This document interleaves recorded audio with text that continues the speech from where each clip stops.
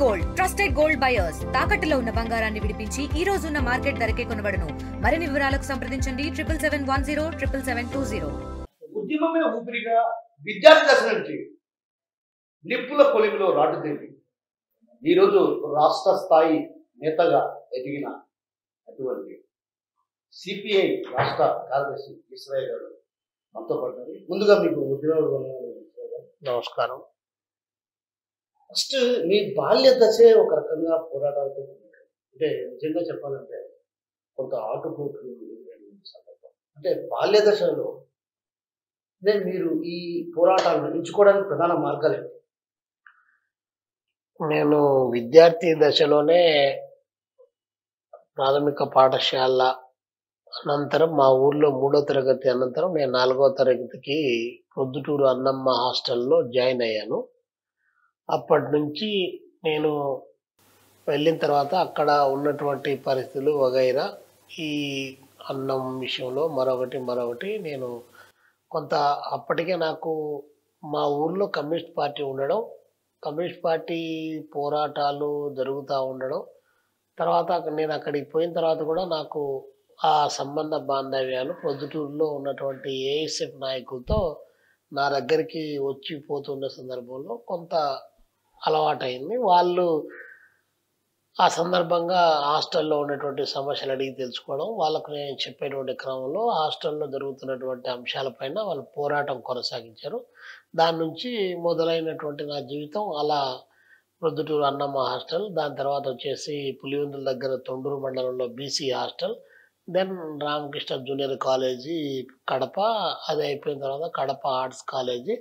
అట్లా నేను అంచెలంచెలుగా విద్యార్థి దశ నుంచే హాస్టల్లో ఉన్న సందర్భంలోనే హాస్టల్లో జరిగేటువంటి విద్యార్థుల పైన జరిగేటువంటి వేధింపులకు వ్యతిరేకంగా నాడే ఏఎస్ఎఫ్ నాయకత్వానికి చెప్పి వారితో కలిసి ఉండడం. తర్వాత ఏకంగా బీసీ హాస్టల్లోకి నేను చేరినప్పుడు నేనే ఉద్యమానికి 8th 9th క్లాసుల్లోనే నేను ఉద్యమానికి నాయకత్వం వహించి విద్యారంగ సమస్యల పైన ఏఎస్ఎఫ్ వాళ్ళు కరపత్రాలు పంపిస్తే ఆ కరపత్రాలు పట్టుకొని స్కూల్స్ అన్నీ కూడా సమ్మె చేసేటువంటి పద్ధతుల్లో ప్రయాణం చేయడం అనేది జరిగింది.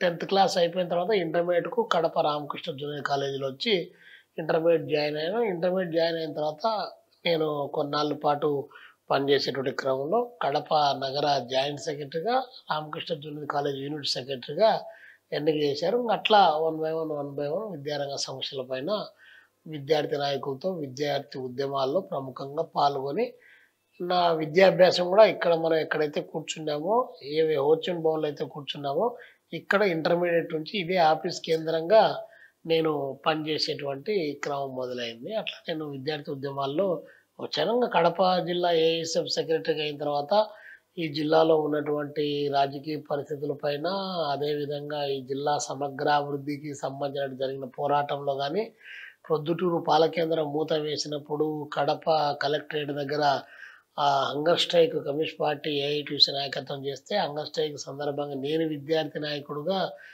విరోచితమైనటువంటి పోరాటం, జిల్లా వ్యాప్తంగా విద్యార్థులను వీధుల్లోకి తీసుకొని వచ్చినటువంటి ఘటనలు కానీ, ఆ సందర్భంగా పోలీసులకు కమ్యూనిస్ట్ పార్టీ కార్యకర్తలకు జరిగినటువంటి లాఠీ చార్జీలు కానీ చాలా పెద్ద విరోచన పోరాటం జరిగింది.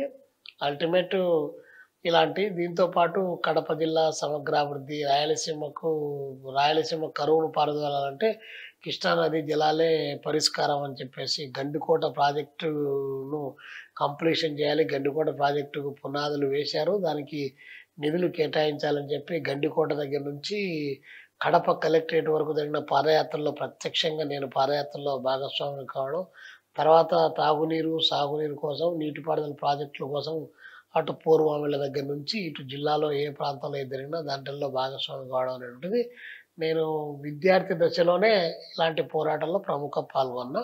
తర్వాత ఏఎస్ఎఫ్ జిల్లా సెక్రటరీగా నేను అనేకమైనటువంటి ఎదురు దెబ్బలు కూడా తిన్నాం.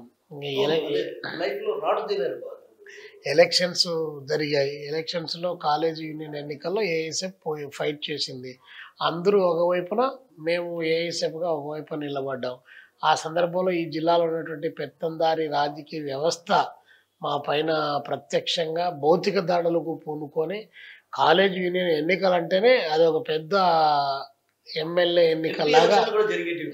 అలాంటి స్థితికి తీసుకొని వచ్చారు. అలాంటి దశలో కూడా గట్టిగా ఉన్నాం. నేను ఏఎస్ఎఫ్ జిల్లా సెక్రటరీగా ఉన్నప్పుడు కడప ఆర్ట్స్ కాలేజ్ ఎన్నికల్లో వరుసగా 3 సార్లు గెలవడం, తర్వాత రాయచోట్ల ఎన్నికల్లో ఏఎస్ఎఫ్ ప్యానల్ గెలవడం, రాజంపేటలో ఏఎస్ఎఫ్ ప్యానల్ గెలవడం, పొద్దుటూరు ఎస్సీఎన్ఆర్లో ఏఎస్ఎఫ్ ప్యానల్, ఇట్లా అనేక చోట్ల గెలిచినటువంటిది.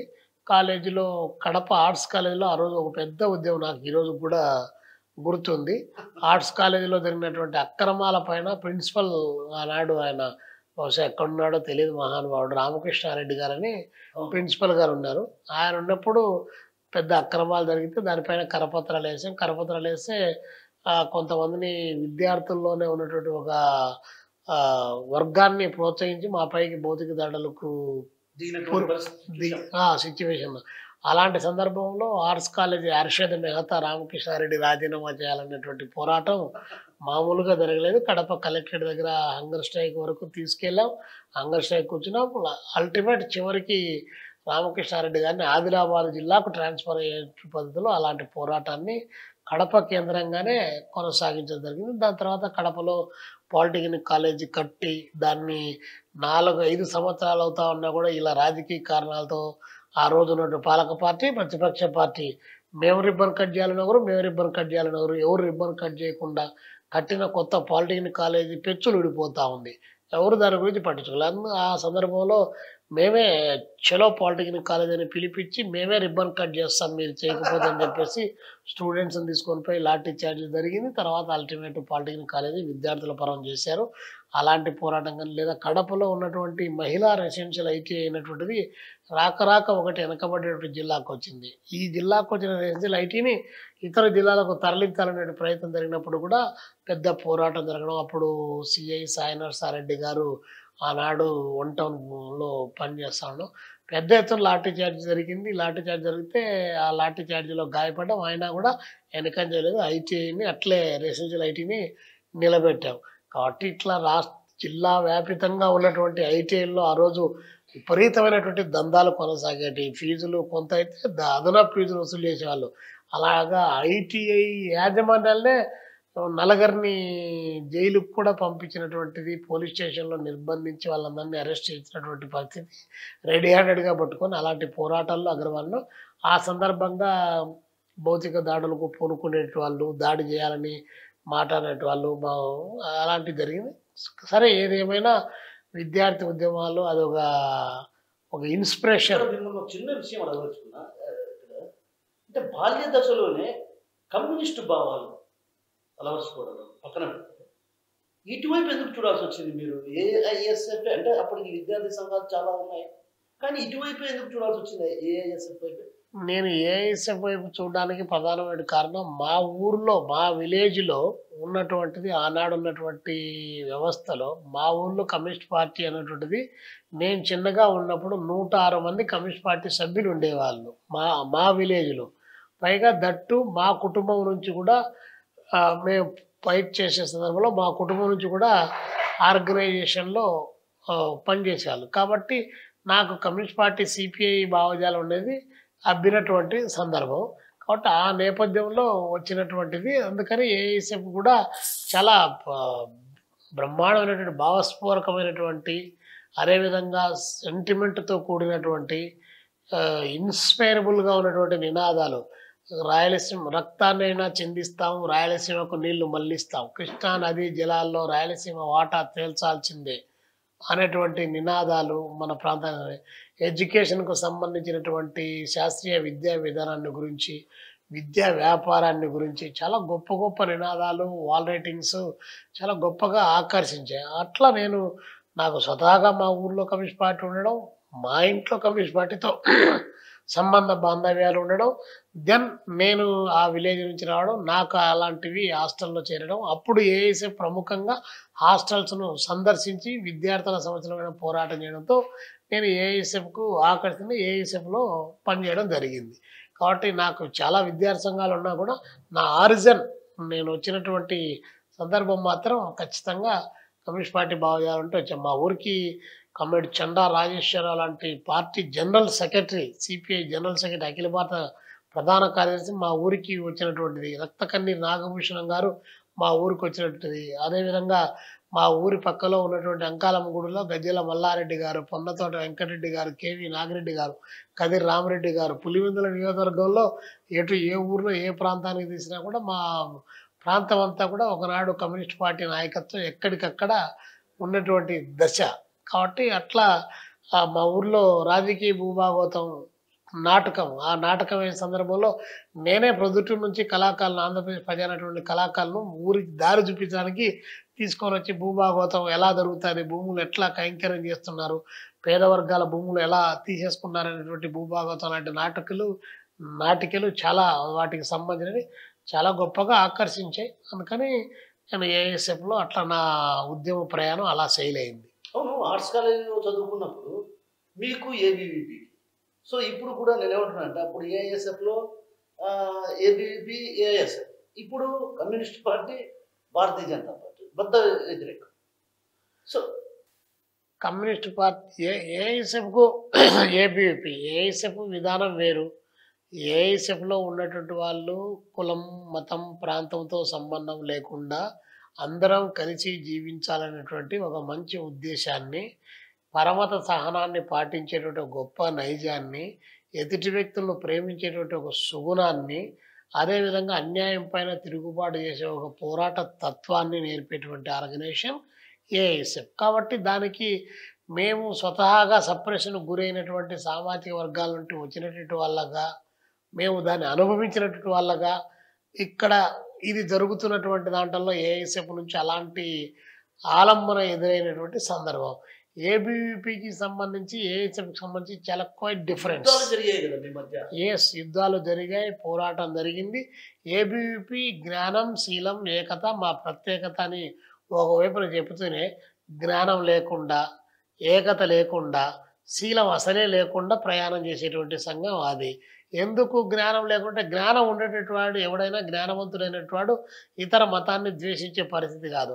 భారతమాత బిడ్డలం, భగత్ సింగ్ తమ్ములం అంటారు. భారతమాత బిడ్డలే అందరూ. ఈ దేశంలో ఎవరు పాకిస్తాన్ మాతలు ఎవరు లేరు. కానీ మేము భారతమాత బిడ్డలు అంటే మేమంతా వేరే మాతల బిడ్డలమా? కాదు కదా. కానీ భగత్ సింగ్ తమ్ములు అంటారు. భగత్ సింగ్ ఎప్పుడైనా కూడా ఈ మతాన్ని కించపరచండి, ఈ మతాన్ని వెలివేయండి, ఈ మతవాన్ని ఎప్పుడన్నా ఉన్మాదంతో చంపేయండి అని చెప్పేసి ఎప్పుడు అలాంటిది చెప్పలే. కానీ చెప్పే నినాదానికి, చేసే పనికి, ఆచరణలో తేడా కనిపించేది. దట్టు అది ఒక మతాన్ని ఎత్తుకొని, మెజారిటీ మతాన్ని ఎత్తుకొని మైనారిటీ మతస్థుల పట్ల ఒక హేయభావంతో వ్యవహారం నడిపించేటువంటిది. కాబట్టి మేము అప్పటికే ఒక శాస్త్రీయబద్ధమైనటువంటి ఆలోచన, సైన్స్కు కట్టుబడి సైన్స్కు నిలబడేటువంటి ఆలోచనతో ఆల్ ఇండియా స్టూడెంట్స్ ఫెడరేషన్ నడిపిస్తుంది. కాబట్టి మేము దానికి ఆకర్షిస్తాం. ఇది ఉన్మాదంతో ప్రయాణం చేస్తుంది కాబట్టి దానికి మాకు ఎప్పుడు జనరల్గా వైరం అనేటువంటిది నాటి నుండే కొనసాగుతున్నది. వాళ్ళ సిద్ధాంతం, వాళ్ళ యొక్క ఆచరణ చూసినప్పటికి కూడా ఏబీవీపీ సిద్ధాంతం అంటే నథింగ్ బట్ ఆర్ఎస్ఎస్ సిద్ధాంతం. ఆర్ఎస్ఎస్ అనేటువంటిది దాని యొక్క ఆలోచన విధానము, దానికి ఉన్నటువంటిది ఈరోజు మనువాద సిద్ధాంతం అంటే ఆ రోజు కూడా అది మనువాద సిద్ధాంతాన్ని అమలు చేస్తుంది. మనువాద సిద్ధాంతం అమలు చేయడం అంటే ముడ్డికి ముంత కట్టుకొని తాటాకుల మీద పెట్టుకొని దళితులు చదవకూడదు, మైనారిటీలు చదవకూడదు, ఆడవాళ్ళు చదవకూడదు, ఆడవాళ్ళకు హక్కులు లేవనేటువంటి ఒక సనాతన వాదాన్ని తీసుకొని వచ్చి సమాజంలోకి తీసుకొని వచ్చి భర్త చనిపోతే భార్యను కూడా చిత్తులో వేయాలనేటువంటి ఒక అనాగరికమైనటువంటి విధానాలను ప్రచారం చేసేటువంటిది. కాబట్టి అందుకని చెప్పేసి ఇది కరెక్ట్ అయినటువంటిది కాదు అని చెప్పేసి అప్పుడప్పుడే ఓనామాలు, విద్యార్థి ఉద్యమంలో ఓనామాలు నేర్చుకునే వాళ్ళగా ఎంతో కొంత అవగాహన కలిగినటువంటి నేపథ్యంలోనే ఏబీవీపీకి దూరంగా ఉండి ఏబీవీపీ భావజాలంతో ఏఐఎస్ఎఫ్ భావజాలం ఎప్పుడు కూడా నిరంతరమైన సంఘర్షణ, ఫైట్ అనేటువంటిది జరిగేది. కాబట్టి అట్లా ఏబీవీపీ సంఘం యొక్క సంఘ సిద్ధాంతం వ్యతిరేకం తప్ప ఏబీవీపీలో ఉన్నటువంటి వ్యక్తులు ఎప్పుడూ వ్యతిరేకం కాదు. నాకు చాలామంది ఏబీవీపీలో ఉన్నటువంటి వాళ్ళ ఆప్తులు ఉన్నారు, మిత్రులు ఉన్నారు, నా అభివృద్ధిని కాంక్షించినటువంటి వాళ్ళు చాలామంది ఉన్నారు. కానీ విధానపరమైనటువంటి ఫైట్ ఎప్పుడు కూడా కొనసాగేది. అవును, మీరు విద్యార్థి దశలో జాతీయ స్థాయికి వెళ్ళిపోయారు. సో ఆ నేపథ్యంలో ఒకవైపు వివాహ జీవితం, తర్వాత మీ పాప ఎప్పుడైనా డాడీ నిత్యం నువ్వు పోరాటాల వైపే ఉన్నావు, ఇంటి పట్టుకు రావట్లేదు అని ఎప్పుడన్నా కలకి చెందినటువంటి సందర్భాలు ఎప్పుడైనా ఉన్నాయా?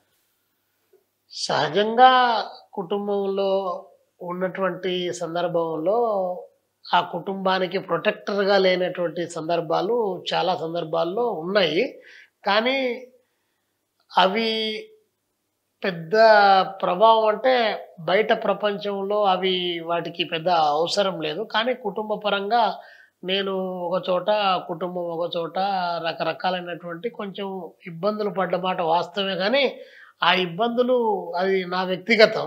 కానీ నేను ప్రజల కోసం పనిచేసేటువంటి సందర్భంలో అవి నన్నెప్పుడు గూడా ఎనిక్కి లాగినటువంటి ఘటనలు లేవు. కాకపోతే కొన్ని కొన్ని సందర్భాల్లో సహజంగా వచ్చేటువంటి ఏ ఉంటాయి గదా! అవి ఒడిదుడుకులంటే కుటుంబ పరంగా ఒడిదుడుకులు గాదు. మీరన్నారు గదా! మీ పాప అని అన్నారు గదా! అలాగా ఏదన్నా ఉంటే చిన్న చిన్న సంఘటనలు మా మా పాప మా నాన్న నా దగ్గరే ఉండాలని కోరుకోవడం అది సహజంగా అది రైట్స్. కానీ మనం దాన్ని కాదనలేం. బట్ అలాంటి అవకాశం లేదు. నాకు కుటుంబం నుంచి సంపూర్ణమైనటువంటి సహాయ సహకారాలున్నాయి. నేను పనిచేసేటువంటి క్రమంలో నేను ఈరోజు ప్రజల కోసం ఈ పద్ధతుల్లో పనిచేస్తున్నానంటే నా కుటుంబం ఇచ్చిన ప్రోత్సాహము అది నేను మాటల్లో చెప్పలేనటువంటిది. అది వర్ణించలేనటువంటిది. కాబట్టి నేనే అనుకుంటే నాకంటే ఎక్కువ నా కుటుంబం సాక్రిఫైస్ చేసిందనే నేను చెప్పుకోవాలి. ఇంకొక విషయం మిమ్మల్ని ఇక్కడ అడగదలుచుకున్నా. ఉద్యమం అంటే ఆ స్థాయిలో ఉండేది. ప్రస్తుతం ఉన్నటువంటి పరిస్థితుల్లో ఆ స్థాయి ఉద్యమాలు అక్కడ కనిపించడం లేదు. ఎందుకు అంటే పోరాట పటిమ తగ్గిందనుకోవచ్చా? పోరాట పటిమ తగ్గింది అన్నటువంటిది కాదు గానీ, ఉద్యమాల్లో చాలా రకాలైనటువంటి మార్పులొచ్చాయి. సమాజంలో ఆర్థిక స్థితిగతుల్లో చాలా మార్పులొచ్చాయి. రాజకీయాల్లో చాలా రకాలైనటువంటి మార్పులొచ్చాయి. ఆ మార్పులు ప్రజలను కెర్రిజం వైపు నెట్టివేసి నేను, నాది, నేను ఎలాగైనా బ్రతకాలనే భావజాలాన్ని బూర్జువా సమాజం పెద్ద ఎత్తున వ్యాప్తి చేయడం ఒక కారణం. రెండో కారణం ఆర్థిక అంశాల చుట్టూ మొత్తం వ్యవస్థనంతా తిప్పేటువంటి చర్యలు కావడం.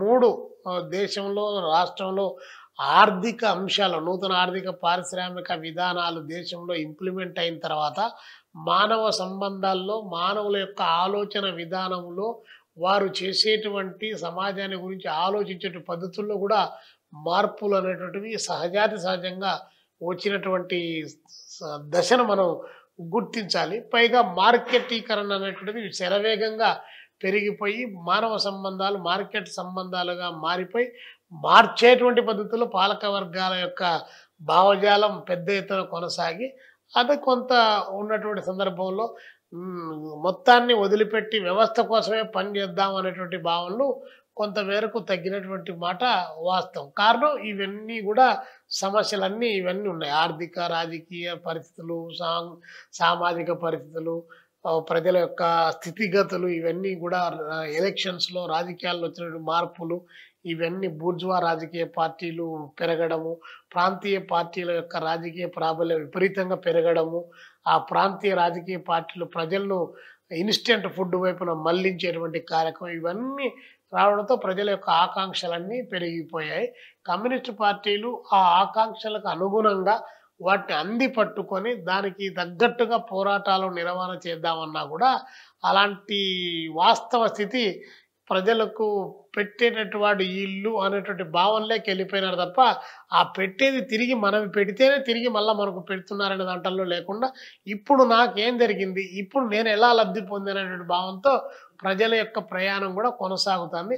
అంటే అది ప్రజల తప్పు కాదు. అలాంటి ఆర్థిక పరిస్థితులు ప్రజలను ఆ వైపున నెట్టేశాయి. పాలక వర్గాలు అలాంటి విధానాలను అంటే వాళ్ళ యొక్క భావజాలాన్ని వ్యాప్తి చేసుకోవడానికి, వాళ్ళు అనుకునే లక్ష్యాలను నెరవేర్చుకోవడానికి ప్రజల మెదళ్లను ఏ విధంగా కావాలంటే ఆ విధంగా అది మీడియా ద్వారా కావచ్చు, సెల్యులాయిడ్ రూపంలో కావచ్చు, సినిమాల రూపంలో కావచ్చు, సోషల్ మీడియాలో కావచ్చు, లేదా ఎలక్ట్రానిక్ మీడియాలో కావచ్చు, ప్రింట్ మీడియాలో కావచ్చు, వాటితో పాటు రాజకీయ ప్రచారాల్లో కావచ్చు అలాంటి మార్పులను వాళ్ళు తీసుకొని వచ్చారు కాబట్టి ప్రజలు ఆ వైపున దాని మూలంగా అంత స్పిరిట్ అంటే నేను దేశం కోసం ఫైట్ చేయాలి, సమాజాన్ని ఉద్ధరించాలి, సమాజంలో నేను ఒక స్థానాన్ని సంపాదించాలి, ప్రజలకు అన్యాయం జరుగుతుంది, దీన్ని నిలవేయాలి, ప్రశ్నించాలి అనేటువంటిది అప్పుడు గతంలో ఉన్నటువంటి దానికంటే కొంచెం తగ్గడానికి ఈ కారణాలన్నీ కూడా పనిచేసాయి. అయినా కూడా ఈరోజు సోషల్ మీడియా ప్రభావం పెరిగిన తర్వాత బయటికి వచ్చినా రాకపోయినా చాలామంది దాని మీడియా కేంద్రంగా ఉన్నటువంటి అవకాశాలు వినియోగించుకొని అన్యాయం పైన ఎక్కువ మందే ఈరోజు మనం సోషల్ మీడియాలో గమనిస్తే వాటి పోస్టులు, వాటికి సంబంధించినటువంటి సర్వేలు వగైరా మనం చూసినప్పుడు సమాజం పట్ల ఇంకా స్పందించేటువంటి జనం బాగా ఉన్నారు. కానీ కమ్యూనిస్టులుగా వాటిని గుర్తించి అలాంటి వ్యక్తులను, శక్తులను అందరినీ ఒక ఐక్యం చేసి తీసుకొని రావడానికి ఇంకా కొంత సమయం పడుతుంది. అట్లా వస్తే మళ్ళీ తిరిగి ఉద్యమాలు మంచి దశకు చేరుకుంటాయి. కాబట్టి ప్రజలు కమ్యూనిస్టు ఉద్యమాలు లేకుండా ప్రజలు రూపాంతరం పరిణామ క్రమంలో పెద్ద ఎత్తున వాళ్ళంతకు వాళ్ళే జరిగిందేం కాదు. కాబట్టి ఒక వ్యవస్థ స్థానంలో నూతన వ్యవస్థ ఆవిష్కరణ జరగాలంటే అనేక సంవత్సరాలు పట్టొచ్చు, అనేక వందల వేల మెదళ్ళు పనిచేసి దాని యొక్క ఆలోచన క్రమం మరొక రూపంలో ఫలితాల రూపంలో వస్తుంది తప్ప ఏ రోజుకి ఆ రోజు ఒక్క రోజుగా అది వచ్చేటువంటిది కాదు. కాబట్టి లెట్ us వెయిట్. ఇంకో విషయం, చిన్న విషయం మిమ్మల్ని ఇక్కడ అడగదలుచుకునే సురేష్ గారు, మీరు ఎంపీగా పోటీ చేశారు.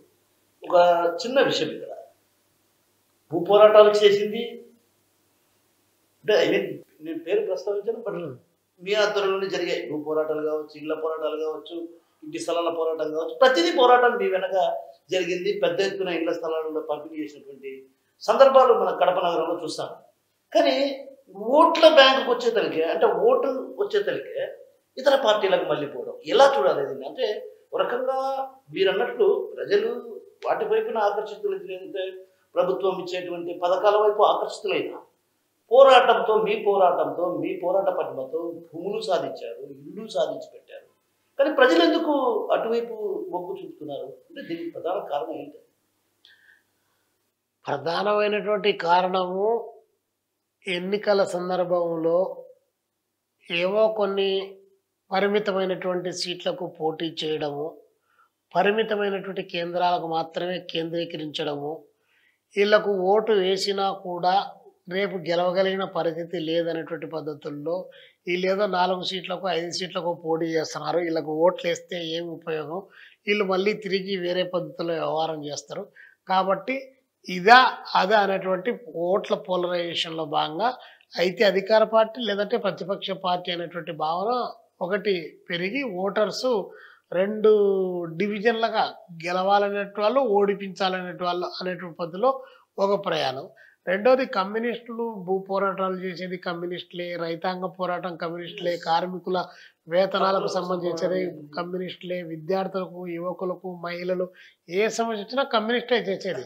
అదే ఆ చేసినటువంటి ఫలితాలను మేము వాటిని గట్టిగా ఒడిసి పట్టుకొని సైద్ధాంతీకరించి మరింత నిబద్ధతగా చేయడానికి ఉన్నటువంటి అవకాశాలు బలంగా ఉన్నప్పటికీ కూడా ఈ వచ్చినటువంటి మార్పులు ఏవైతే ఉన్నాయో వాటిల్లో కొట్టుకొని పోయేటువంటి పరిస్థితి కొనసాగుతుంది. దీన్ని కమ్యూనిస్ట్ పార్టీలుగా నాట్ ఓన్లీ సిపిఐ, నాకు తెలిసి మిగతా అన్ని రకాల కమ్యూనిస్ట్ పార్టీలు కూడా దీనిపైన అంతర్మదనం చెందుతూ ఉన్నారు. మేము కూడా అంతర్మదనం చెందుతూ ఉన్నాం.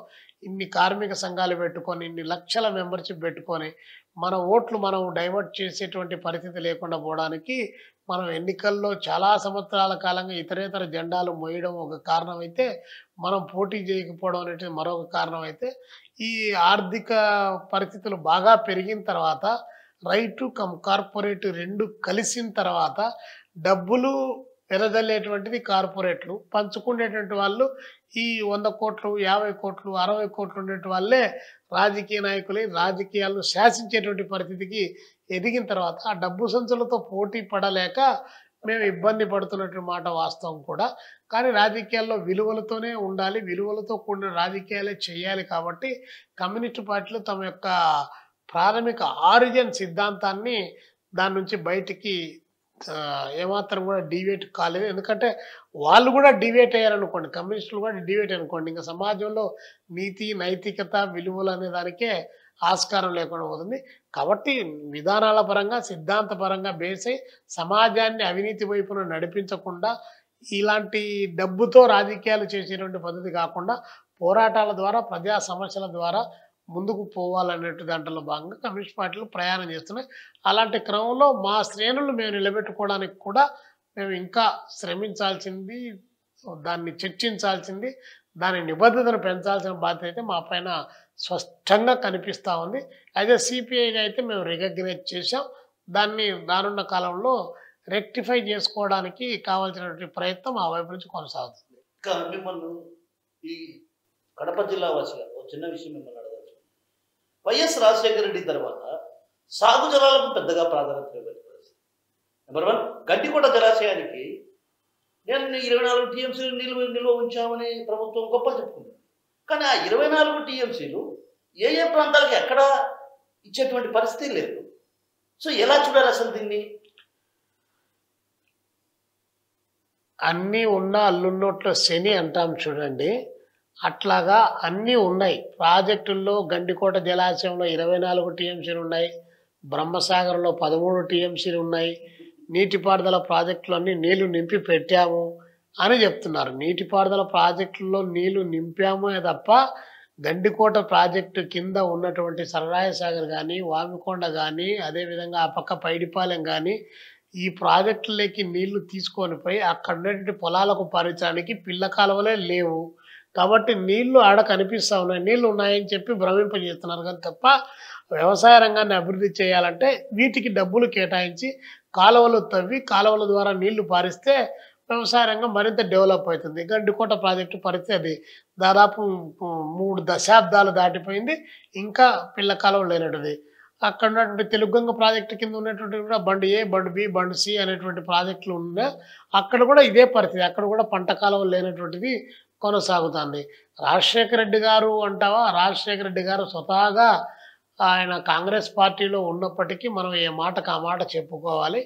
ఆయన రాయలసీమ కరువు పట్ల, రాయలసీమ నీటిపారుదల ప్రాజెక్టుల పట్ల చాలా చిత్తశుద్ధితో పనిచేశారు. సరే, ఇంకా అది 1,00,000 కోట్లతో ప్రాజెక్టులు అవి అన్నారు, అవినీతి జరిగిందా అనేటువంటి దాంట్లో భాగంగా అది సెకండరీ. అవినీతి జరిగిండొచ్చు, దానికి సంబంధించిన దాంట్లో 1 అవినీతి కూడా జరిగిండొచ్చు. కానీ అవినీతి కొంత జరిగినప్పటికీ కూడా నీటిపారుదల ప్రాజెక్టులు గండికోట ప్రాజెక్టు కానీ, ఆ తెలుగంగ ప్రాజెక్టుకు సంబంధించిన విషయంలో కానీ, లేదా ఇతర గాలేరు నగిరి, హంద్రీనివా ప్రాజెక్టులకు సంబంధించి కానీ, చిన్న పెద్ద ప్రాజెక్టులు శ్రీనివాసపురం పించా ప్రాజెక్టు కానీ, వెలిగల్ ప్రాజెక్టు కానీ, ఇవన్నీ కూడా కడప జిల్లాలో రాజశేఖర రెడ్డి గారు వచ్చిన తర్వాత అన్నమయ్య ప్రాజెక్టుకు సంబంధించి, చెయ్యేరు ప్రాజెక్టు దానికి సంబంధించిన విషయంలో కానీ కొంచెం ఆయన రాయలసీమకు సంబంధించి, ముఖ్యంగా కడప జిల్లాకు సంబంధించి, రాయలసీమ ప్రాజెక్టుకు సంబంధించి, దాని ద్వారా రాష్ట్ర నీటిపారుదల ప్రాజెక్టుకు సంబంధించి కొంచెం గట్టిగానే ప్రయత్నం చేశారు. ఆయన ఒకడు రాజకీయాలకు అతీతంగా చెప్పుకోవాలంటే ఎన్టీ రామారావు కొంత, రాజశేఖర రెడ్డి గారు కొంత తప్ప మిగతా వాళ్ళు వచ్చినట్టు వాళ్ళంతా కూడా అది ఎవరు వచ్చినా కూడా అబ్బడుపునైనా బాయి తొగిస్తే కొడుకుపునైనా పూడేసిన అని చెప్పి జగన్మోహన్ రెడ్డి గారు వచ్చినా అదే పరిస్థితి, చంద్రబాబు నాయుడు గారు ఎన్ని మాటలు ఏమేమి కథలు చెప్పినా కూడా అదే పరిస్థితి తప్ప పూర్తి స్థాయిలో నీటిపారుదల ప్రాజెక్టులకు వాళ్ళ ప్రయారిటీ నీటిపారుదల ప్రాజెక్టులకు ఇచ్చినటువంటి పరిస్థితి లేదు. ఎన్ని సంవత్సరాలు, 40 సంవత్సరాలు 50 సంవత్సరాలు ప్రాజెక్టులు శంకుస్థాపన చేసి రాయలసీమ వాసులకు వాళ్ళ ఆశలు అడియాసలు చేసేటువంటి పద్ధతుల్లో చంద్రబాబు నాయుడు గారు 15 సంవత్సరాలు ప్రతిపక్ష నాయకుడు, 20 సంవత్సరాలు ముఖ్యమంత్రి ఉన్నటువంటి 35 సంవత్సరాల్లో ఇది ఎన్టీ రామారావు గారు 2 సార్లు ముఖ్యమంత్రిగా ఉన్నారు. మరి అలాంటి ప్రాజెక్టులు ఈరోజు అలాగే ఉన్నాయంటే కారణం చంద్రబాబు నాయుడు గారు అవలంబించిన విధానాలు, మధ్యలో వచ్చినటువంటి మన జగన్మోహన్ రెడ్డి గారు 5 సంవత్సరాలు ఆయన ఊరికి అన్ని చెప్పడమే తప్ప జగన్మోహన్ రెడ్డి గారు ఏ ప్రాజెక్టు కంప్లీట్ చేసినటువంటి పాపానం పోలే. కాబట్టి ఇది జరిగినటువంటిది. కాబట్టి రాజశేఖర రెడ్డి గారికి ఆ మాట రాజశేఖర రెడ్డి గారికి నీటిపారుదల ప్రాజెక్టుల విషయంలో కితాబు ఇవ్వాలి, ఇవ్వచ్చు, ఇచ్చి తీరాలి. ఎందుకంటే పోతిరెడ్డిపాడు హెడ్ రెగ్యులేటర్ సామర్థ్యాన్ని పెంచి రాయలసీమ వాసుల కడగళ్ళను ఎంతో కొంత తీర్చడానికి ఒకవైపున వ్యతిరేకత ఎదురవుతా ఉన్నా కూడా తనకున్నటువంటి రాజకీయ బలము, వాళ్ళతో ఉన్నటువంటి ఇతరేతరమైన సంబంధాలతో ఖచ్చితంగా పోతిరెడ్డిపాడు హెడ్ రెగ్యులేటర్ దానికి సంబంధించిన సామర్థ్యాన్ని పెంచడంలో ప్రముఖ పాత్ర పోషించాడు. అందులో సిపిఐ కూడా కంప్లీట్గా ఆనాడు రాజశేఖర రెడ్డి గారు తీసుకున్న నిర్ణయాన్ని ఉమ్మడి స్టేట్లోనే సిపిఐ ఏకగ్రీవంగా ఆ యొక్క అభిప్రాయాన్ని సమర్థం చేసింది. ఇంకో విషయం మిమ్మల్ని అడగదలుచుకుంటాను. ఏదైతే ఇటీవల కాలంలో ఏడి వెంకటేశ్వరరావు గారు సాగునీటి ప్రాజెక్టుల పైన కొన్ని ప్రాంతాలు రాయలసీమ ప్రాంతాల్లో పర్యటించారు. అదేవిధంగా జలవనరులు, సాగు జలాల విశ్లేషకులు లక్ష్మీనారాయణ గారు ఇద్దరు పర్యటించిన సందర్భంగా ఒక మాట అన్నారు. రాయలసీమకు ద్రోహం చేస్తున్నారు, దగా చేస్తున్నారు వెంకటచర్ల. Galeru Nagari Sujala Sravanthi project NTR కళ్ళగినటువంటి project.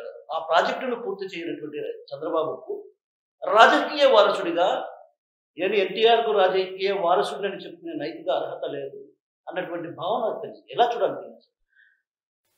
AB Venkateswararao గారు, టి లక్ష్మీనారాయణ గారు ఇటీవల కాలంలో నీటిపారుదల ప్రాజెక్టుల విషయంలో ఏబి వెంకటేశ్వరరావు గారు రిటైర్డ్ అయిన తర్వాత ఆయన ప్రముఖంగా కలిసి పనిచేస్తూ ఉన్నారు. లక్ష్మీనారాయణ గారు తాను పూర్వపు నుంచి కమ్యూనిస్టుగా ఈ జిల్లా పార్టీ సెక్రటరీగా పనిచేసినటువంటిది, రాయలసీమ వాసి, రాయలసీమ జిల్లాల్లో విస్తృతంగా ప్రాజెక్టుల కోసం పనిచేసిన వ్యక్తిగా, పూర్తి స్థాయిలో అవగాహన కలిగిన వ్యక్తిగా కరెక్ట్ లక్ష్మీనారాయణ గారు చెప్పింది.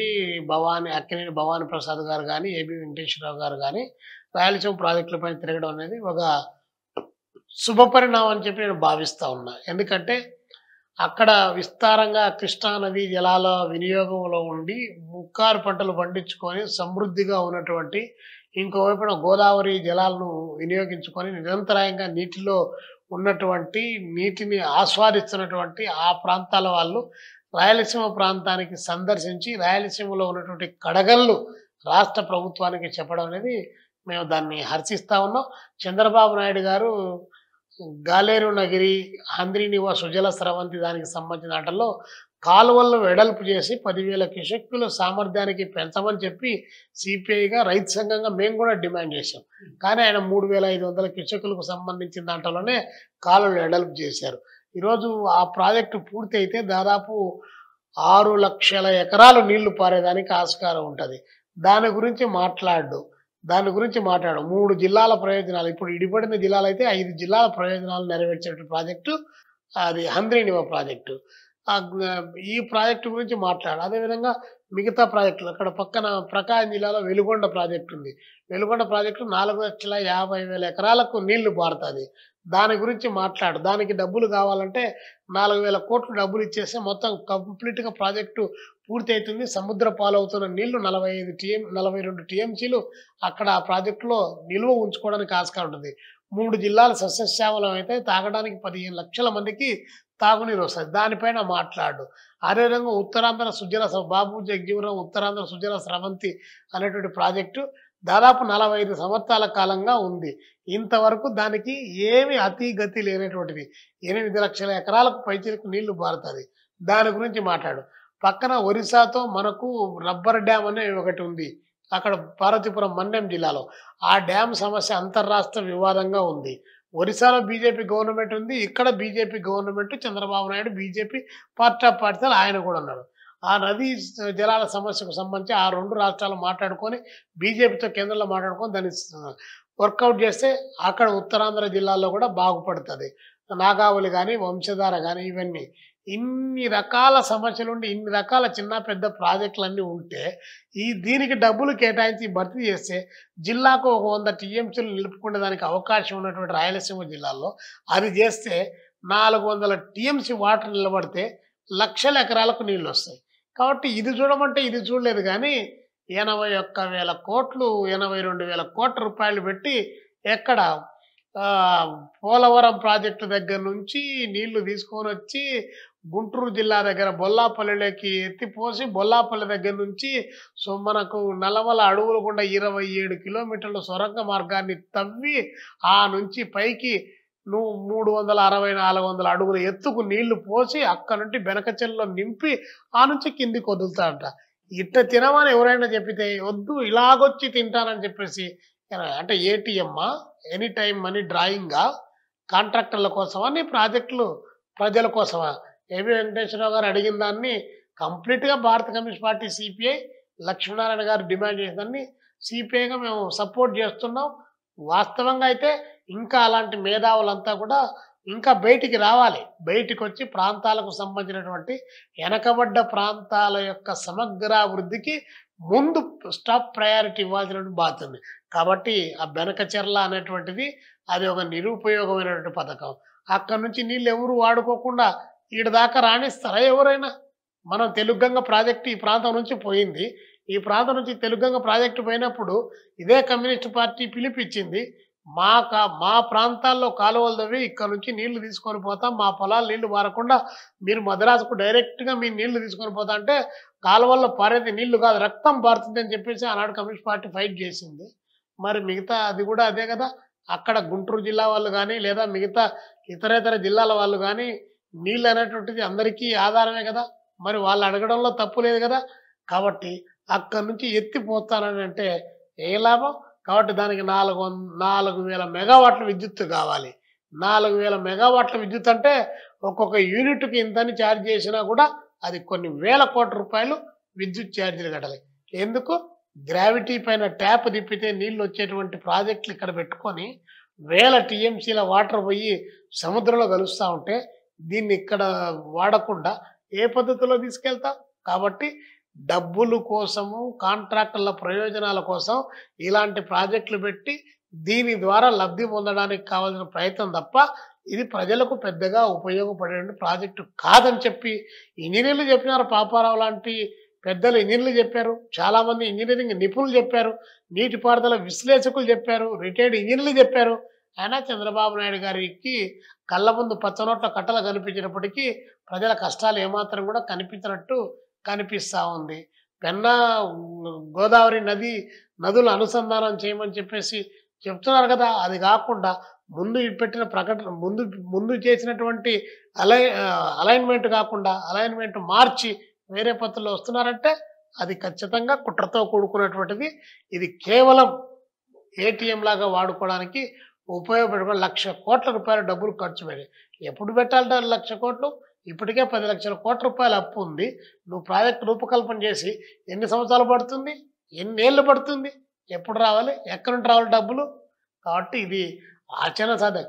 అక్కడుండే పోలవరం ప్రాజెక్టు ఎత్తు తగ్గించాకమని చెప్పేసి డిమాండ్ చేస్తా అంటే మీరు జగన్మోహన్ రెడ్డి ఇద్దరు పోయి ఆయన ఉన్నప్పుడు ఆయన పోయాడు, నువ్వు ఉన్నప్పుడు నువ్వు పోయావు.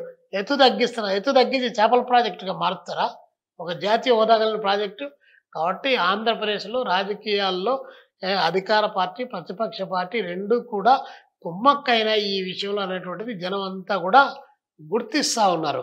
పక్క కర్ణాటకను చూడండి, కర్ణాటకలో ఉన్న పార్టీ జాతీయ హోదా ప్రాజెక్టు కింద తీసుకొని వచ్చారు. వాళ్ళు అక్కడ ఎగువ తుంగభద్ర పైన ప్రాజెక్టు కట్టి జాతీయ హోదా తెచ్చి 5,400 కోట్లు బిగున డబ్బులు శాంక్షన్ చేయించుకొని వాళ్ళు అక్కడ పనులు శరవేగంగా చేస్తూ ఉన్నారు. తెలంగాణ ఎన్నికలు దృష్టిలో పెట్టుకొని మనకిచ్చినటువంటి నీటి హక్కు వాటాలపైన మళ్ళీ కేంద్రంలో ఉన్నటువంటి ఇదే బీజేపీ అగ్గిపుల్ల గీసి బగ్గును మండిస్తూ ఉంది. కాబట్టి ఇట్లాంటి అన్ని సమస్యలన్నీ కూడా పెరిగిపోతున్న నేపథ్యంలో రాయలసీమ ప్రాంతమే కాదు మొత్తం ఓవరాల్గా ఉత్తరాంధ్రకు సంబంధించి రాయలసీమకు సంబంధించి ఓవరాల్గా ఆంధ్రప్రదేశ్ యొక్క సమగ్రాభివృద్ధి జరగాలి అంటే ఈ రాష్ట్రంలో 165 మంది ఇంకా వ్యవసాయ రంగం పైన ఆధారపడి జీవిస్తున్నారు. నీటికి నోచుకోనటువంటి లక్షల ఎకరాలు ఈరోజు బీడు భూములుగా మారే. అలాంటి లక్షల ఎకరాలకు బీడు భూములకు నీళ్లు అందించడం ద్వారా గ్రామీణ నిరుద్యోగ యువతను తగ్గించడానికి ఆస్కారం ఉంటుంది, ఉత్పత్తిని పెంచడానికి ఆస్కారం ఉంటుంది, వ్యవసాయ రంగాన్ని డెవలప్ చేయడానికి ఆస్కారం ఉంటుంది. నీరు అనేటువంటిది పారిశ్రామిక రంగానికైనా మన ఈ వ్యవసాయ రంగానికైనా హోటళ్ళకైనా సినిమాలకైనా ఆసుపత్రులకైనా ప్రధానమైనటువంటిది వనరు నీరు. ఈరోజు కేవలం నీళ్ళు అంటే రైతాంగం పొలాలకి ఆ నీళ్లు, తాగడానికి మంచినీళ్ళు అవసరం లేదా, బట్టలు ఉతుక్కోవడానికి మంచినీళ్ళు అవసరం లేదా, హోటళ్ళకు అవసరం లేదా, లాడ్జీలకు అవసరం లేదా, ఆసుపత్రులకు అవసరం లేదా, ఎవరికి నీరు అవసరం లేదా. నీరు సర్వరోగాలకు సర్వమానవులకు సర్వ ప్రాణులకు నీరు అవసరం. కాబట్టి సర్వ మానవులను సర్వము అన్ని రకాల వారిని కూడా ఇందులో నీటిపారుదల రంగానికి సంబంధించిన దాంట్లో ఇన్వాల్వ్మెంట్ పెంచాల్సినటువంటి అవసరం ఉంది. అది సినిమా వాళ్ళ దగ్గర నుంచి ఆసుపత్రుల వరకు తీసుకురావాలి. ఇంకో విషయం ఇక్కడ మిమ్మల్ని అడగచ్చు, బనకచర్లకు అన్ని వేల కోట్ల నిధులు కేటాయించాలని ఆ ప్రాజెక్టు తెరపై చేస్తారు. ఒక 50 నుంచి 60 కోట్లు కేటాయిస్తే ఈ గాలేరు నది సూచన సమితి పూర్తవుతుంది. ఎన్టీఆర్ ఏదైతే ఆశయం ఉందో ఆశయం నెరవేర్చినట్టు ఉంటుంది కదా. 50,000 కోట్లు కూడా అవసరం లేదు.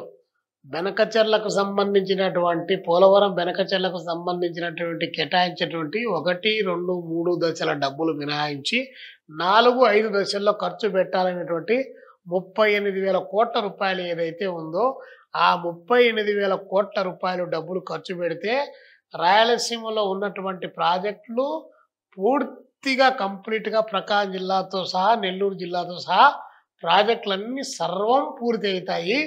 జిల్లాకు 100 టీఎంసీల చొప్పున ప్రకాశం జిల్లాలో కానీ నెల్లూరు జిల్లాలో కానీ మిగతా జిల్లాలో కానీ నీళ్లు నింపడానికి అవకాశం ఉన్నటువంటి ప్రాజెక్టులు సోమశిల కండలేరు దగ్గర నుంచి గాలేరు నగిరి ఫస్ట్ దశ రెండో దశ మనకు సంబంధించి మన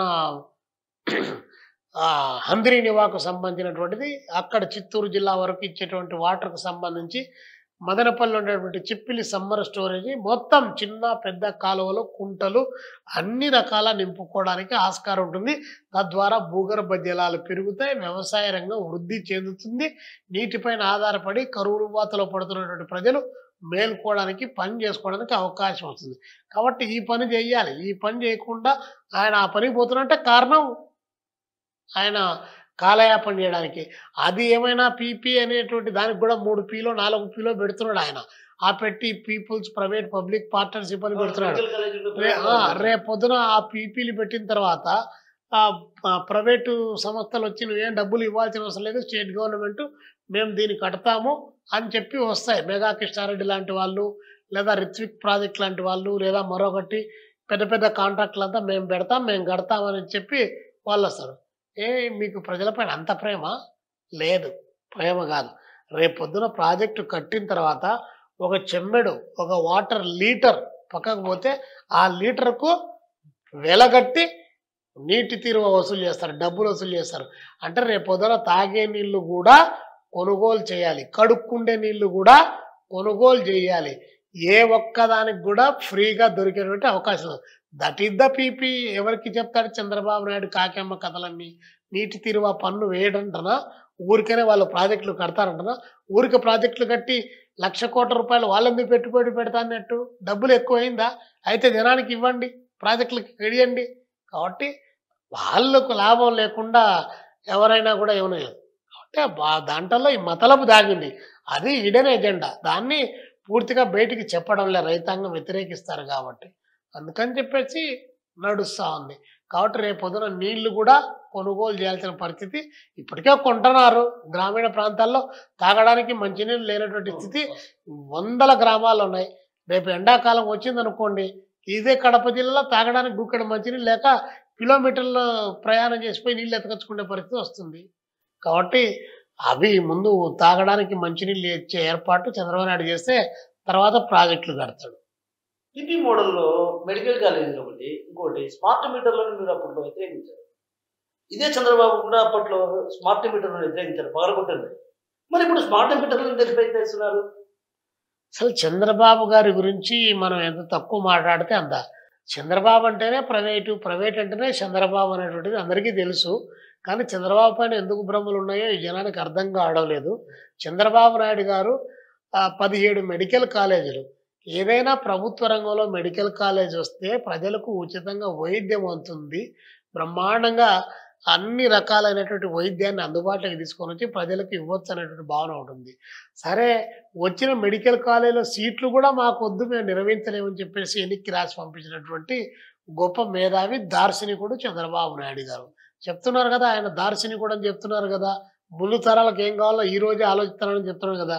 మరి అలాంటి దార్శనికుడు ప్రైవేట్ రంగం ఎలా అభివృద్ధి జరగాలో ఆదానికి మెడికల్ కాలేజీలు, కార్పొరేట్ కంపెనీలకు మెడికల్ కాలేజీలు 35 సంవత్సరాలకు ఆడున్నటువంటి 100 ఎకరాలు, 150 ఎకరాలు, 30 ఎకరాలు, 50 ఎకరాలు లీజుకి ఇచ్చి వాళ్ళను ఒక పక్క మెడికల్ కాలేజీతో పాటు ఏ వ్యాపారం చేయాలో చెప్పేటువంటి వ్యాపారవేత్త ఆయన. కాబట్టి మెడికల్ కాలేజీ ప్రైవేటీకరణ చేయడానికి ఆయన ఒక ప్రయత్నం చేస్తున్నాడు. తర్వాత స్మార్ట్ మీటర్లు అన్నారు మీరు. స్మార్ట్ మీటర్లకు సంబంధించినటువంటి దాంట్లో మేము స్మార్ట్ మీటర్లు ఫస్ట్ శ్రీకాకుళంలో ఫార్మల్గా ముందు అక్కడ ఒక పైలట్ ప్రాజెక్టుగా తీసుకున్నప్పుడు మేము అక్కడ అప్పుడే వ్యతిరేకించి దానికి వ్యతిరేకంగా నిలబడి ఫైట్ చేస్తూ ఉన్నాం. రాష్ట్ర వ్యాప్తంగా కూడా అలాంటి ఫైట్ చేసాం. చాలా చోట్ల ఆందోళనలు జరిగాయి, అరెస్టులు జరిగాయి, దెబ్బలు తిన్నాం, జైళ్ళకు కూడా పోయినటువంటి జిల్లాలు ఉన్నాయి. కానీ చంద్రబాబు నాయుడు గారు ప్రతిపక్షంలో ఉన్నప్పుడు పెద్దబాబు చిన్నబాబు, అదే చిన్నబాబు అంటే లోకేష్ బాబు, పెద్దబాబు చిన్నబాబు ఇద్దరు కలిసి చాలా పెద్ద ఎత్తున మేము అధికారంలోకి వస్తాం, మేము ఖచ్చితంగా స్మార్ట్ మీటర్లు మీ ఇండ్ల కాడికి వస్తున్నారు, వాళ్ళు బిగించడానికి వచ్చినప్పుడు ఆ స్మార్ట్ మీటర్లు పగలగొట్టండి అని పిలిపించాడు చంద్రబాబు నాయుడు గారు ఆయన కుమారుడు. ఈరోజు అదే స్మార్ట్ మీటర్లు మేము బిగిస్తామంటున్నారు. మొన్న మేము స్మార్ట్ మీటర్లు పగలగొట్టమని పిలిపించాం కదని మేము పగలగొట్టడానికి ప్రయత్నించి పగలగొడితే కొన్ని జిల్లాల్లో కేసులు పెట్టారు. కాబట్టి చంద్రబాబు నాయుడు ఏరు దాటేంత వరకు ఏరు మల్లన్న, ఏరు దాటిన తర్వాత నా కుర్చీనే ప్రధానం ఎల్లన్న అనేటువంటి పద్ధతిలో ఆయన వ్యవహారం నడుస్తుంది తప్ప ఆయన చెప్పిన మాటకి ఎప్పుడు కట్టుబడ్డాడని, రాజకీయాలు వ్యాపారం చేసినటువంటి వాడు, విద్యార్థి యూనియన్ ఎన్నికలు రద్దు చేసినట్టు వాడు, క్యాపిటేషన్ ఫీజును ప్రవేశపెట్టేటవాడు, విచ్చలవిడిగా ఇంజనీరింగ్ కాలేజీలు లెక్కలేని ఇంజనీరింగ్ కాలేజ్ ఇచ్చి ఇంజనీరింగ్ కళాశాల యొక్క నాణ్యతా ప్రమాణాలు దిగజార్చినట్టు వాడు, కార్పొరేట్ విద్యా సంస్థలు సోకాల్డ్ శ్రీ చైతన్య నారాయణ లాంటి సోకాల్డ్ కార్పొరేట్ విద్యా సంస్థలను పెంచి పోషించి ఆ డబ్బు సంచులతో తన యొక్క ప్రజాస్వామ్య సౌధాన్ని బలమైనటువంటి అధికార పదవులు నిలబెట్టుకునేటటువంటి వాడు. చంద్రబాబు నాయుడు గారి గురించి ఎంత చెప్పినా కూడా తక్కువ అవుతుంది. ఆయన ప్రజాస్వామ్యవాది కాదు, మాటల్లో ప్రజాస్వామ్యం, చేతల్లో నియంతృత్వం నిద్రలు వేస్తూ ఉంది, ప్రజాస్వామ్యం పారిపోతా ఉంది అనే దానికి సూటబుల్ పర్సన్ ఎవరన్నా అంటే చంద్రబాబు నాయుడు గారే. కాబట్టి చంద్రబాబు నాయుడు గారు ముందు ఏం చెప్పావు, ఇప్పుడు ఏం చెప్తున్నావు చెప్పమని అడుగుతా ఉన్నావు. కాబట్టి ఆ రోజు ప్రైవేటీకరణ చేయనండి, ఈరోజు ప్రైవేటీకరణ 2,60,000 మంది వాలంటీర్లను నేను ఉగాది పండుగ రోజు నేను మీకు సడ్రస్సులతో పాటు తీపి కబురు చెప్తా, తమ్ముళ్ళు మీకు 10,000 రూపాయలు జీతం ఇస్తానన్నావు. ఈరోజు వాలంటీర్లు శంకరగిరి మాన్యాలు పట్టించి పరిగెత్తిస్తున్నావు. మా దాంట్లో ఏ బయలాలో ఎక్కడ రాసుకోలేదు, అధికారికంగా ఎక్కడ లేదు, దానికి జీవోలే ఉంటున్నావు. జీవోలు లేకుండానే రాష్ట్ర ప్రభుత్వం ఆర్థిక పద్దు కింద జీతాలు చెల్లించారా వాళ్ళు లేరని తెలిసే వాలంటీర్లు 30,000 మందిని ఎక్కడికో మార్చేశారని చెప్పి మీ పవన్ కళ్యాణ్ గారు చెప్పారా? ఏమి లేకుండానే వాలంటీర్ల పైన పడ్డారా? ఏమి లేకుండానే వాలంటీర్లకు సంబంధించి 10,000 రూపాయలు జీతం ఇచ్చామని చెప్పారా?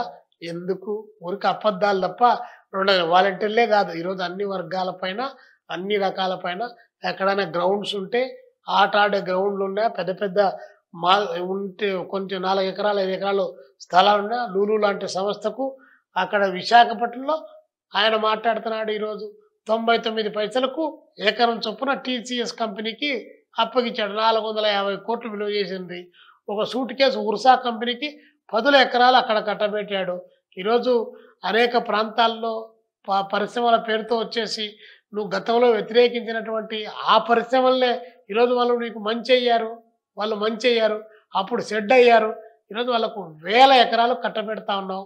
పైగా వాళ్ళకు గత ప్రభుత్వంలో రావాల్సిన బకాయిలు చెల్లించడానికి ఈరోజు 11-12% రాయి వాళ్ళ దగ్గర నుంచి కమిషన్లు తీసుకొని డబ్బులు చెల్లిస్తున్నారు. వాస్తవం కదా. ఈరోజు విద్యుత్ సంస్థలో 1,00,000 కోట్ల అవినీతి జరిగిందని చెప్పేసి మేధావులంతా ప్రకటిస్తూ ఉన్నారు. మరి ఏం జరిగిందో ఏమో జనానికి చెప్పాల్సిన అవసరం లేదా? ఏమి ఒక చిన్నదానికి కాంట్రాక్ట్ టెండర్ కావాలంటే ఈ టెండర్లు వేసేటువంటి వారు ఈరోజు ఎలక్ట్రిసిటీ దాంట్లో అదే చిత్తూరు జిల్లా, అదే పుంగనూరు, అదే కుప్పం నియోజకవర్గంలో ఉన్నటువంటి వాళ్ళు మీ పేరు చెప్పుకొని ఏమి కరెంటు ఆఫీసుల చుట్టూ ట్రాన్స్ఫరాల చుట్టూ కట్టేటువంటి కాంపౌండ్ వాల్స్ లక్షల రూపాయలకు వితౌట్ టెండర్ లేకుండానే ఈ టెండర్ లేకుండానే పెద్ద ఎత్తున మీరు ఇచ్చింది వాస్తవం కాదా? అవినీతి జరుగుతున్నది వాస్తవం కాదా? బియ్యం రవాణా అవుతున్నది వాస్తవం కాదా? రేషన్ బియ్యం అంతా దొడ్డిదారిన పోతున్నాయనేది మీకు తెలియదా? కాకినాడ పోర్టు దగ్గర సీజ్ అని చెప్పి పవన్ కళ్యాణ్ సీజ్ అని చెప్పి నెత్తిలో చేయబెట్టి ఇట్టాట తిరిగిపోతే సీజ్ అయిపోయిందా? మీ ఎమ్మెల్యేలు అందులో పాత్రదారులు కారా? నేను చెప్తారా? పొద్దుటూరు దగ్గర నుంచి మైదుకూరు దగ్గర నుంచి ఎన్ని లారీలు కృష్ణపట్నం పోర్టుకు పోతున్నాయో లారీలతో సహా పట్టుకుంటే డిఎస్పీలు మేనేజ్ చేసి 1,000 రూపాయలు 1,00,000 రూపాయలు లంచాలు ఇచ్చి బయటికి తీసుకొచ్చి నిజాలు కాదా? ఇవన్నీ అబద్ధాలు చెప్పే దాంట్లో చంద్రబాబు నాయుడు మించినట్టు ఈ రాష్ట్రంలో ఎవరు లేరు. చంద్రబాబు నాయుడు మానవ హక్కుల ఉల్లంఘన చేసినంత ఇంకొకరు ఎవరు చేయరు. కాకపోతే చంద్రబాబు నాయుడు కొంచెం అభివృద్ధి దానికి దీనికని కష్టం పడతాడు కాబట్టి అవి ఇవి ఐటీ కంపెనీలని అవేని ఇవని కొన్ని తెచ్చారనేటువంటి ఉద్దేశంతో దాన్ని అంగీకారంగా కొంతమందికి ఉంది కాబట్టి అది నడుస్తుంది.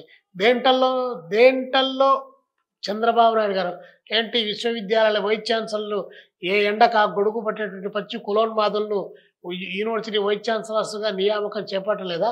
యూనివర్సిటీ వైస్ ఛాన్సలర్ వచ్చేసి ఓనామాలు చదువురానటువంటి మినిస్టర్ల దగ్గర కూర్చొని 2 చేతులు కట్టుకొని వచ్చేసి చాలామంది మినిస్టర్ల దగ్గర పైరవీలు చేసుకోవడం లేదా? యూనివర్సిటీ వైస్ ఛాన్సలర్ కింద డబ్బులు తీసుకోవడం ఏంటి? డబ్బులు తీసుకొని వైస్ ఛాన్సలర్ పోస్టులు ఇవ్వడం లేదా? Head of the department, రెక్టార్స్, registrars రండి, ఏ యూనివర్సిటీలో ఏం జరుగుతుందో విద్యా వ్యవస్థను సంస్కరిస్తామని చెప్పినట్టు లోకేష్ బాబు గారు విద్యారంగంపై అసలు దృష్టి పెట్టలేదు. ఈరోజు ప్రైవేటీకరణ పెరిగిపోతుంది, అన్ని రకాలుగా విజృంభిస్తుంది. మరి ప్రభుత్వ విద్యారంగాన్ని ఏం చేయడానికి? రాష్ట్రంలో ఉన్నటువంటి అనేక రకాలైన సమస్యలకు ఈరోజు కూటమి ప్రభుత్వం ఏమాత్రం కూడా అడ్రస్ చేయనటువంటి పరిస్థితి ఉంది. కేవలం టీవీలలో, పత్రికల్లో పెద్ద పెద్ద యాడ్స్, ప్రకటనలు ఇవ్వడమే తప్ప, ఒట్టి మాటలు చెప్పడమే తప్ప ఏ రంగాన్ని కూడా దాన్ని నిర్దిష్టంగా ఆదుకున్నటువంటి పరిస్థితి లేదు. ఈరోజు విద్యార్థులకు రావాల్సినటువంటి 6,400 కోట్ల రూపాయలు, 500 కోట్ల రూపాయలు ఫీజు రీయింబర్స్మెంట్ పెండింగ్లో పడిపోయి అటు యాజమాన్యాలకు చెప్పుకోలేక, ఇటు విద్యార్థులు కట్టలేక తల్లిదండ్రులంతా నలిగిపోయేటువంటి పరిస్థితి రాష్ట్రంలో కొనసాగుతోంది. 2 సంవత్సరాలు కావస్తా ఉన్నా కూడా ఏ ఒక్క రంగం పైన కూడా దృష్టి పెట్టేటువంటి పాపాన పోలేదు. ఇచ్చిన వాగ్దానాలు పూర్తి స్థాయిలో నెరవేరినటువంటి అంశం కూడా కనిపించినటువంటి సందర్భం ఉంది. రైతాంగానికి ఇస్తానన్నటువంటి అన్నదాత సుఖీభవ ఇంతవరకు పూర్తిగా చెల్లించలేదు. నిరుద్యోగ భృతి 3,000 ఇస్తానని చెప్పారు, అది లేదు. ఈ సంవత్సరానికి 4 లక్షల ఉద్యోగాలు భర్తీ చేస్తామన్నారు. 5 సంవత్సరాల్లో 20 లక్షల ఉద్యోగాలు అన్నారు. 2 సంవత్సరాలకు 8 లక్షల ఉద్యోగాలు ఇవ్వాలి. దాని గురించి మాట్లాడే పరిస్థితి లేదు.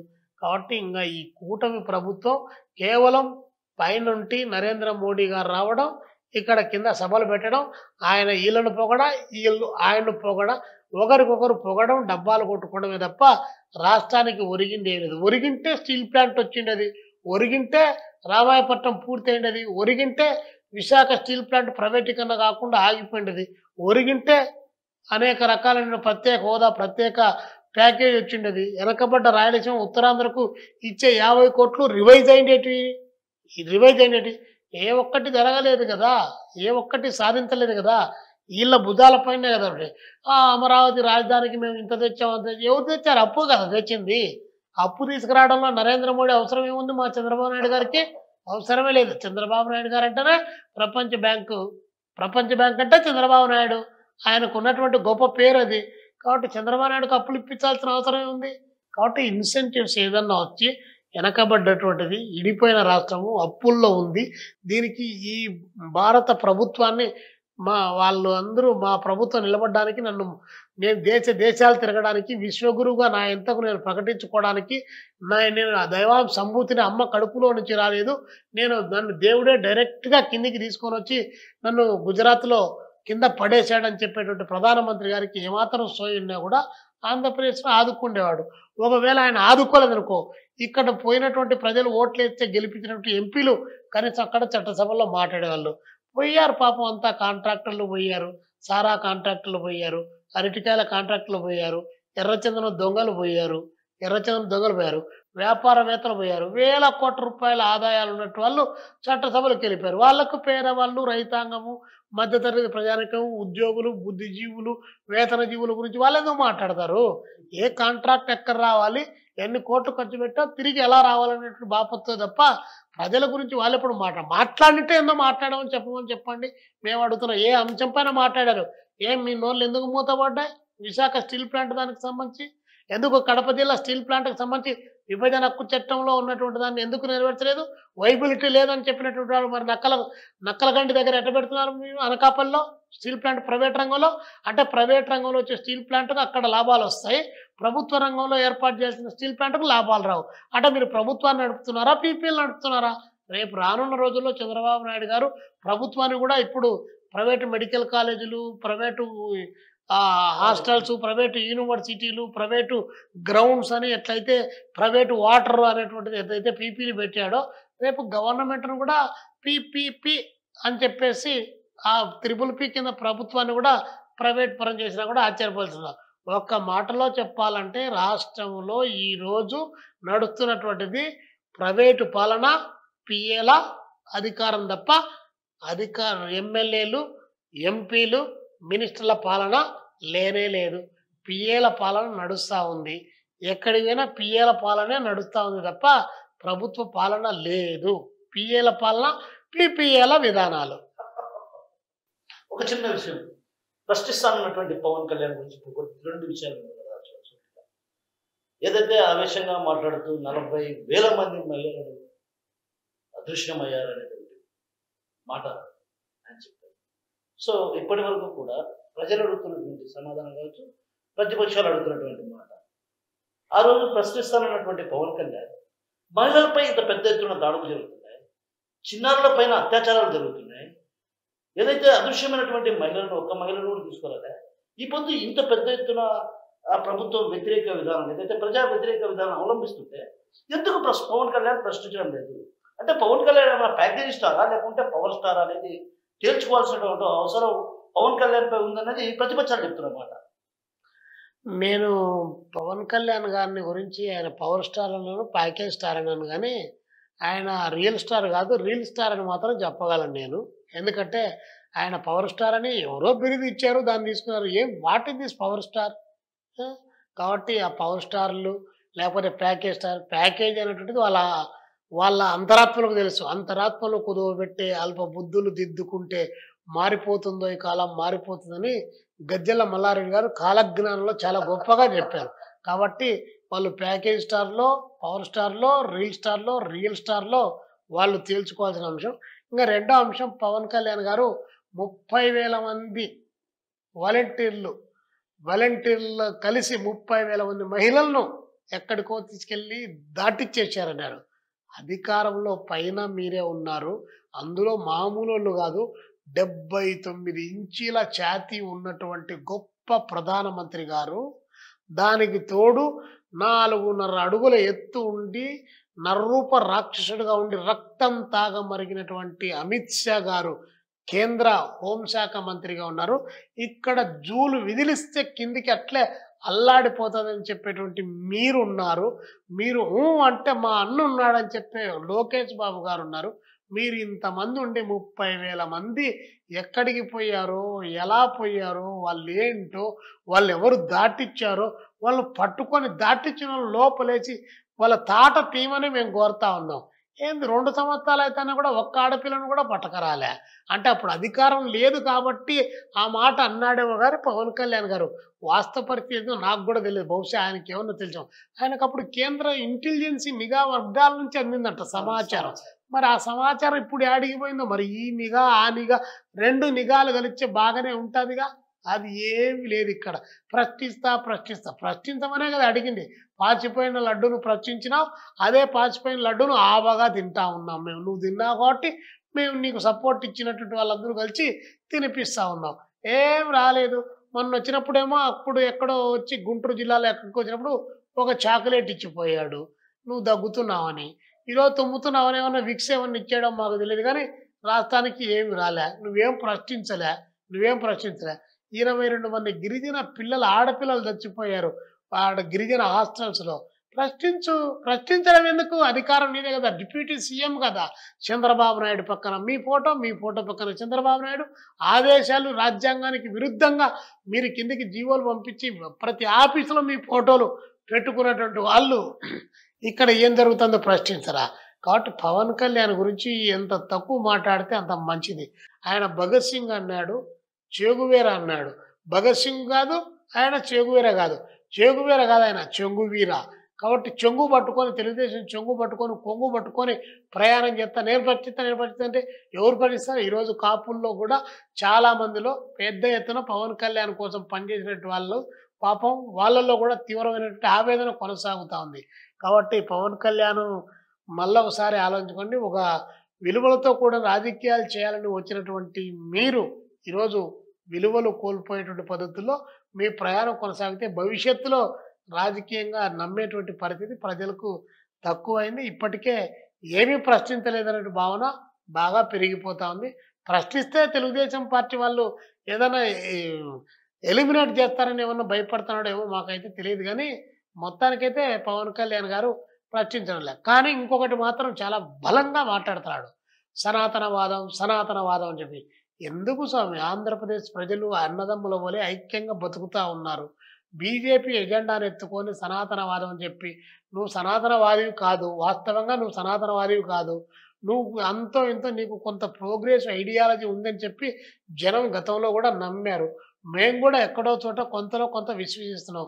పదవుల కోసం, కుర్చీల కోసం సనాతనవాదిగా మారిపోయి సనాతనవాదాన్ని విపరీతంగా ప్రచారం చేసి బ్రతికేటువంటి జనాల మధ్య నిప్పులు పోసి ఆ నిప్పుల కుంపటిపైన చలి కాచుకొని ఆ చలి కాచుకునేటువంటి కుర్చీలు వేసుకొని దానిపైన కూర్చోవాలనేటువంటి దుగ్ధతో రాష్ట్రాన్ని రావణ కాష్టంలాగా తయారు చేసిద్దు.